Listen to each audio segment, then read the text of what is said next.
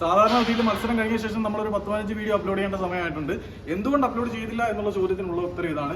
കേരള ബ്ലാസ്റ്റേഴ്സിന്റെ എല്ലാമായിട്ടുള്ള Adrian Luna എന്തുകൊണ്ട് ഇന്നത്തെ മത്സരത്തിൽ അപ്രത്യക്ഷനായി എന്നുള്ള ചോദ്യമാണ് നിങ്ങളെ പോലെ എന്നെ ഉലച്ചുകൊണ്ടിരുന്നത്.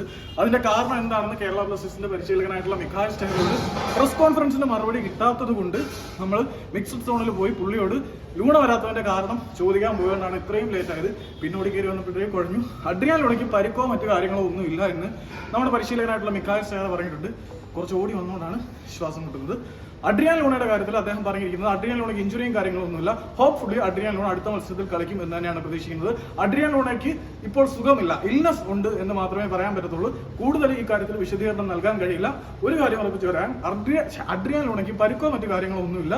ഹോപ്പ്ഫുള്ളി അദ്ദേഹം അടുത്ത മത്സരം കളിക്കും.